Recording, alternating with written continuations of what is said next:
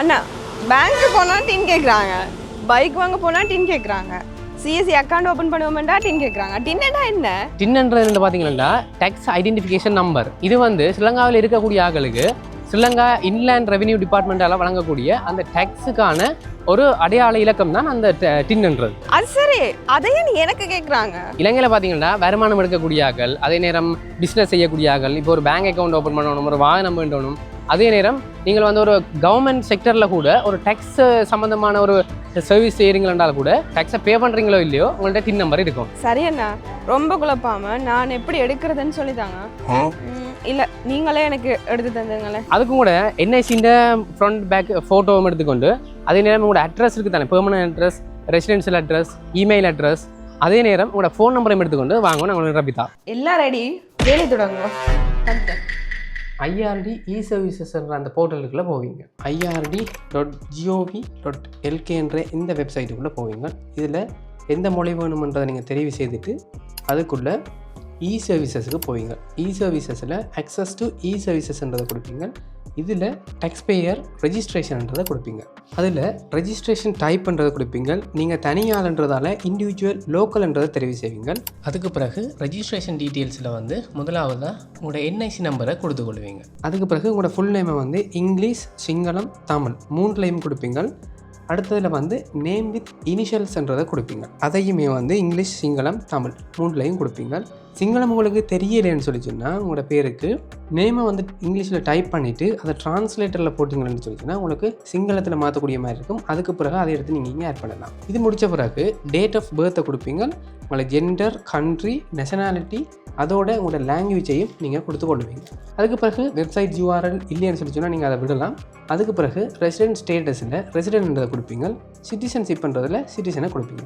Twelve சிட்டிசன்ஷிப்பில் வந்து நோன்றதை கொடுப்பீங்க. Twelve சிட்டிசன்ஷிப்பா அப்படின்னா என்ன?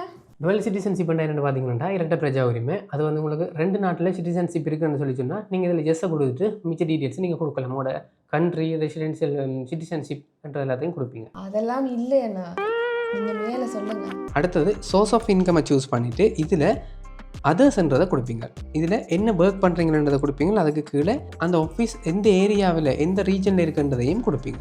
அதுக்கு பிறகு பெர்மனண்ட் அட்ரஸை கொடுப்பீங்க. அதையுமே வந்து நீங்கள் 3 லாங்குவேஜ்லையும் கொடுக்க வேணும், 3லையும் கொடுப்பீங்க. அதுக்கு பிறகு எந்த மாகாணம், எந்த டிஎஸ் பிரிவு, எந்த ஜிஎஸ் பிரிவுன்றதையும் அதுக்குள்ளேயே தெரிவு செய்வீங்க. அதுக்கு பிறகு ரெசிடென்ஷியல் அட்ரஸையும் கொடுப்பீங்க. அதாவது உங்களோட வதிவிட முகவரி, தற்காலிக முகவரியையும் இங்கே போடுவீங்க. அதுக்கு பிறகு போஸ்டல் கோட்டையும் தெரிவு செய்து போடுவீங்க. அதுக்கு பிறகு கண்டெக்ட் நம்பரில் வந்து பர்சனல், ஹோம், ஆஃபீஸ்ன்னு சொல்லியிருக்கும். உங்கள்ட்ட பர்சனலை கொடுத்துட்டு ஹோம் அல்லது ஆஃபீஸ் ஏதாவது நம்பர் இருந்தால் நீங்கள் கொடுக்கலாம், அல்லது வீட்டில் இருக்கக்கூடிய ஒரு ஆப்பிள் நம்பர் கூட நீங்கள் அதில் ஆட் பண்ணலாம். அதுக்கு கீழேயே உங்களோட இமெயில் அட்ரஸையும் நீங்கள் அதில் டைப் பண்ணி கொள்வீங்க. அதுக்கு கீழே பேங்க் டீட்டெயில்ஸ் கொடுக்க வேணும். அதுக்கு கீழேயும் சிவில் ஸ்டேட்டஸில் வந்து சிங்கிளாக மேரீடாண்டு கேட்பினும் அதையும் நீங்கள் கொடுக்கணும். நீங்கள் எந்த கேட்டகரி? சிங்கிள் தான். சிங்கிள் தான். ஓகே, மேரி பண்ணியிருக்கிறவங்க ஸ்பௌஸ்ன்றதில் கணவனாக இருந்தால் மனைவியோட டீட்டெயில்ஸும், மனைவியாக இருந்தால் கணவனோட டீட்டெயில்ஸும் கொடுப்பீங்க. அவங்களுக்கு டின் நம்பர் ஏற்கனவே இருக்குமென்னு சொல்லி சொன்னால் அதையும் நீங்கள் அதிலேயே கொடுக்கலாம்.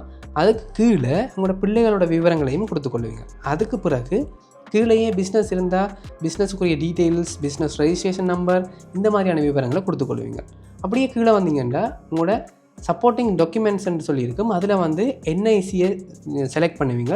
என்ஐசி செலக்ட் பண்ணிவிட்டு கீழே உங்களோட நேஷனல் ஐடியோட ஃப்ரண்ட்டையும் பேக்கையும் வந்து நீங்கள் அப்லோட் பண்ணுவீங்க. அதுக்கு கீழே பர்பஸ்ன்ற செக்ஷன் இருக்குது. அதில் நிறைய இருக்கும். அதில் வந்து நீங்கள் டேக்ஸ் பர்பஸ்ன்றதை செலக்ட் பண்ணி போட்டு நெக்ஸ்ட்ன்றதை கொடுப்பீங்க. இந்த டீட்டெயில்ஸ் எல்லாம் செக் பண்ணி போட்டு நீங்கள் சப்மிட் பண்ணிங்கன்னு சொல்லி சொன்னால் உங்களுக்கு கன்ஃபர்மேஷன் கேட்டிருப்பாங்க. இங்கே உங்களோட டீட்டெயில்ஸ் எல்லாம் சரியாக இருக்குதான்றதை ரீசெக் பண்ணிவிட்டு ஏதாவது எடிட் பண்ண வேணும்னு சொல்லி சொன்னால் நீங்கள் எடிட் பண்ணிவிட்டு கீழே டிக்ளரேஷன்ன்ற அந்த ஆப்ஷன் இருக்கும். இங்கே நீங்கள் தான் இந்த ஃபார்மை ஃபில் பண்ணீங்கன்ற உங்களோட டீட்டெயில்ஸை கொடுத்துட்டு அதில் உங்களோட பேர், உங்களோட டெசிக்னேஷன், அதே நேரம் கண்டெக்ட் நம்பரையும் கொடுத்துட்டு ஒரு கேப்ஷா ஒன்று இருக்கும். அதையும் சரியாக டைப் பண்ணிவிட்டு சப்மிட்டை கொடுப்பீங்க.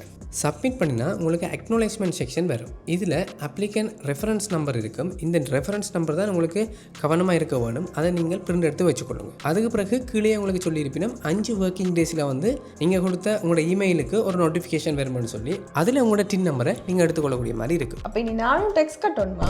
டின் நம்பர் இருக்குதுன்றதுக்காக நீங்கள் டேக்ஸ் கட்டணும்ன்றது இல்லை. டின் நம்பர் எதுக்குன்னு சொல்லி சொல்லிச்சுன்னா உங்களோட வரி செலுத்துறீங்கன்றதுக்கான ஒரு அடையாளம் மட்டுமே தவிர உங்களோட வருமானம் வந்து குறிப்பிட்ட ஒரு லிமிட்டுக்கு மேலே போயிடுச்சுன்னு சொல்லிச்சுன்னா நீங்கள் கவர்மெண்ட்டுக்கு வந்து டேக்ஸ் பே பண்ணுவீங்க. அதுவும் இந்த டின் நம்பரை வச்சுக்கணும். இன்கமே இல்லையா, இல்லை இன்கம் டேக்ஸ் வேறு கட்டணுமா? அதில் யோசிக்கிறாங்க. இது கண்டிப்பாக ஒர்க் பண்ணுற ஆக்களை கண்டு இல்லை, நீங்கள் ஒர்க் பண்ணாட்டிக்கும் உங்களுக்கு நீங்கள் வேலையை செய்யலைன்னு சொன்னால் கூட 18 வயசுக்கு மேலே இலங்கையில் இருக்கிறீங்கன்னு சொல்லிச்சுன்னா கண்டிப்பாக நீங்கள் இந்த டின் நம்பரை எடுத்து வச்சுக்கொள்ளலாம். ஆனால் ஃபில் பண்ணுறதுலாம் ஈஸியாக தான் இருக்கேன்னு. சரி, நான் இந்த வீடியோவை என் ஃப்ரெண்ட்ஸ் அண்ட் ஃபேமிலி எல்லாருக்கும் ஷேர் பண்ணி டின் நம்பரை எடுக்க சொல்கிறேன். ஃபில் பண்ணி தந்ததுக்கு தேங்க்யூ. வெல்கம் சியா. அதை விட நீங்கள் உங்களுக்கு ஆஃபீஸ் யூஸுக்கு வந்து டின் நம்பர் தேவைன்னு சொல்லிச்சுன்னா உங்களோட இடத்துல இருக்கக்கூடிய ஐஆர்டி அந்த இறைவரை திணைக்களத்துக்கு போனீங்கன்னு சொல்லிச்சுன்னா உங்களோட இங்கே நீங்கள் ஃபில் பண்ணின உங்களோட ஐசி நம்பரை சொல்லி நீங்கள் எடுத்துக்கொள்ளலாம். அது சரி, நீங்கள் டின் நம்பர் எடுத்துட்டீங்களா?